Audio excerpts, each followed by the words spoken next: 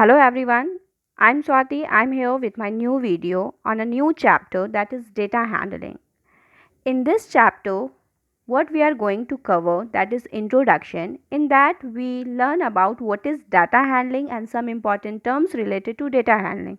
After that representation of data, that how we represent data, and the three measure of central tendency, that is mean, median and mode of the data.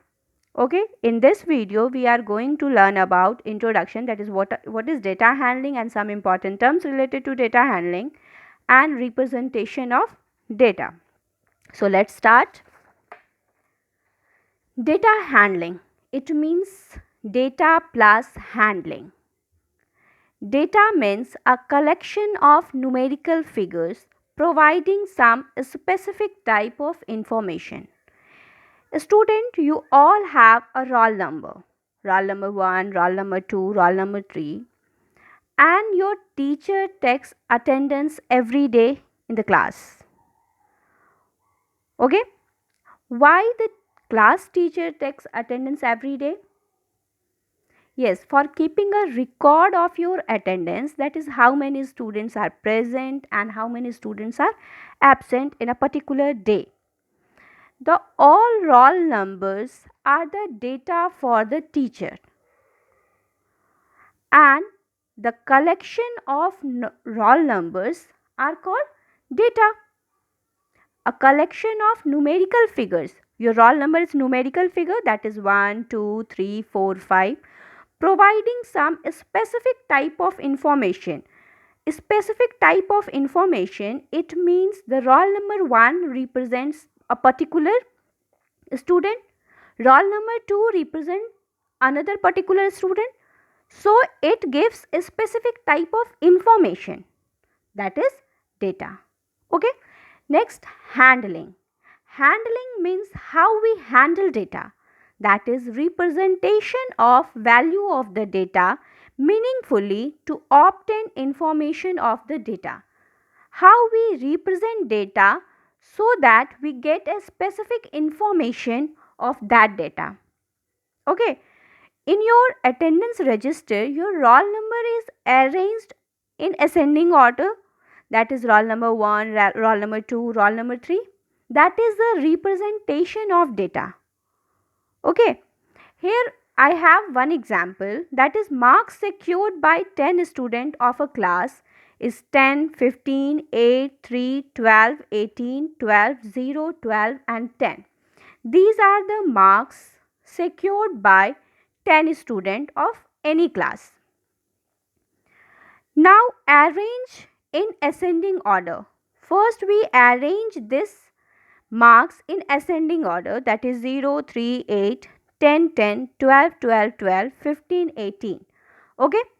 After arranging the data, what we get, we can easily find out that is the minimum marks secured by a student is 0 and the maximum marks secured by the student is 18, and 12 is the marks secured by maximum number of students. 3 students secured 12 marks. So we get 3 information after arranging the data in ascending order, that is representation of data. Okay. What is data?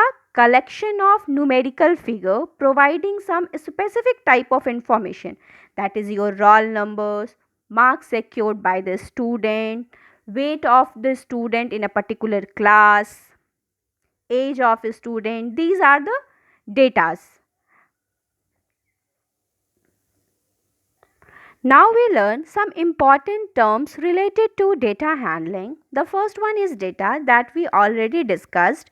Collection of numerical figure providing some specific type of information, that is data. Now observation. Each numerical figure in a data is called an observation.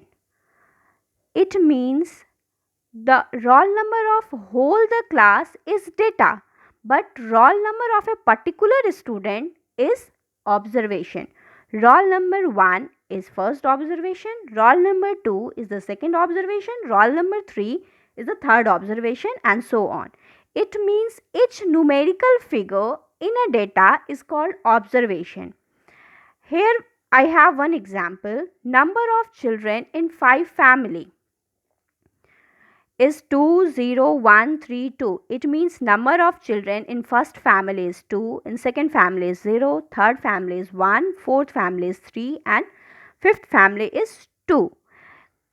All together these are data 20132, but when we consider it particularly, it is observation. That is, this is first observation, this is second observation, this is third observation, this is fourth observation and this is fifth observation. All together these are data, but when we consider it, this is observation. Okay. Now, raw data. The numerical data recorded in its original form is called raw data. The numerical data recorded in its original form is called raw data. Student, let's take one example. If I want to know about the population of my locality, then what I do? First, I go to the door to door and just list the number of person living in a particular family. When I list the number of person in a particular family, that data is called raw data. Okay, the numerical data are recorded in its original form. When I go to the door, I just ask one question, that is, how many persons in your family? The answer I get is 5. Then I note down that family 1 number of person is 5. It means 5 is raw data. Okay. Now data is of two types, primary data and secondary data.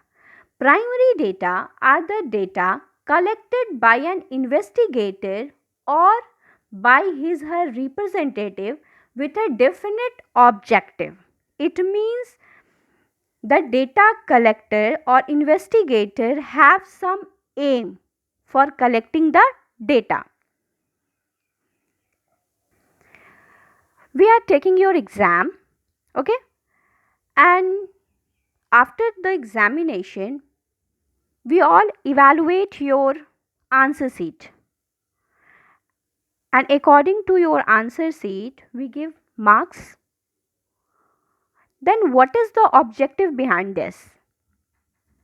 To know about your learning outcomes. We want to know that how much you learn. This is our objective. So, when a data collector or investigator collect the data with some definite objective, that data is called primary data.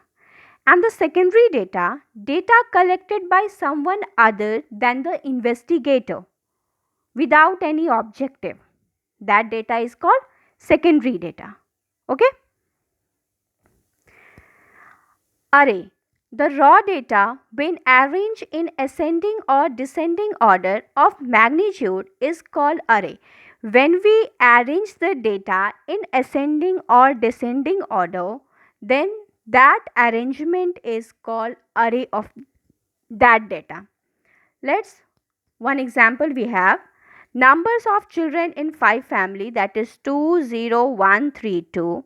When we arrange the observations in ascending order, it becomes 0 1 2 2 3. This is the array of the data. Okay. Next is range. The difference between the highest and lowest values in the data is called the range. The difference of highest and the lowest data. Highest data, let's we take the above example, the highest data is 3 and the lowest data is 0. So range is equal to highest data minus lowest data, 3 minus 0, that is 3. So range of the above data is 3. Okay. Now frequency of an observation. The number of times an observation occurs in the given data is called the frequency of the given observation. That is, how many times a particular observation occurs is called frequency of that observation. Here we have one example that we discussed above, that is number of children in 5 families. We have 0, 1, 2, 3. Here 0 occurs 1 times. So frequency of 0 is 1. 1 occurs 1 time. So frequency of 1 is 1. 2 occurs 2 times. So frequency of 2 is 2, and 3 occurs 1 time. So frequency of 3 is 1. Frequency is how many times a particular data occurs in the given data is called frequency. How many times a particular observation occurs in the data is called frequency. Okay. After that, we learn how we represent data. For representation of data, we make a table, and that table is known as frequency distribution table. A tabular arrangement of a given numerical data showing the frequency of each observation is called a frequency distribution, and the table is called frequency distribution table. In frequency distribution, what we do? We arrange the data with its frequency in a particular table. Okay. Steps for construction of frequency distribution table, that is how we construct frequency distribution table. First, collect the data, arrange the data in ascending or descending order. Now draw 3 columns, first for observation, second for tally marks, third for frequency for each observation. Now here we have some example. Organize the following marks in a class assessment in a tabular form. It means we have to construct a frequency distribution table. 7, 6, 5, 8, 7, 3, 1, 1, 2, 3, 4, 5, 7, 7, 8, 3, 1, 7. Now some questions related to this frequency distribution table. Which number is the highest? What is the range of the data? So what we do first, collect the data. Here we have data. Arrange the data in ascending or descending order. So first we arrange the data in ascending order. Here we arrange the data in ascending order. Okay. Now we make a table of 3 columns. In the first column observation, second tally marks, and third for frequency. Now the data we have, now the observations we have, the first one is 1, 2, 3, 4, 5, 6, 7 and 8. How many times 1 occurs? 1, 2, 3. So the tally marks is 1, 2, 3. Frequency becomes 3. How many times 2 occurs? 1. Tally marks is 1. Frequency 1. How many times 3 occurs? 1, 2, 3. 1, 2, 3. Frequency 3. How many times 4 occurs? 1. Frequency 1. For 5 it is 2. Frequency 2. 6, 1. Frequency 1. 7, 1, 2, 3, 4, 5. For 7, 1, 2, 3, 4, and for 5 we cut. And 8 of 2 times. So it is 2. Now what is the question? Now the first question is, which number is the highest? Highest marks is equal to 8, and range of the marks. Range of the marks. What is range, student? Highest observation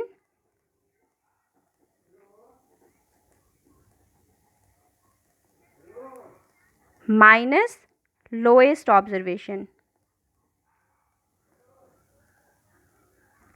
highest is 8 and the lowest is 1. So range of the marks is 7.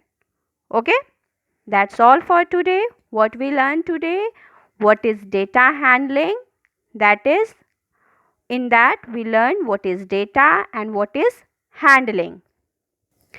Data collection of numerical figures providing some specific type of information, and handling means representation of data so that we can get some information. After that we learn some important terms related to data handling, that is data, observation, raw data, that is of two types, primary and secondary.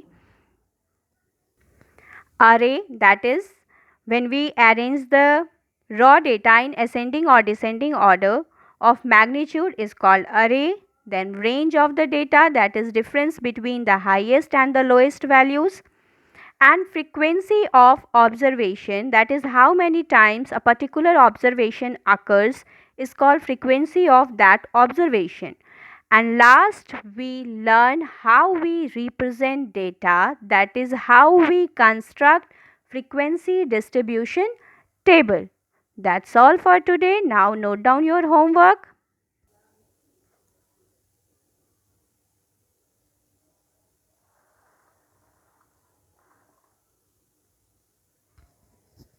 Thank you and have a wonderful day.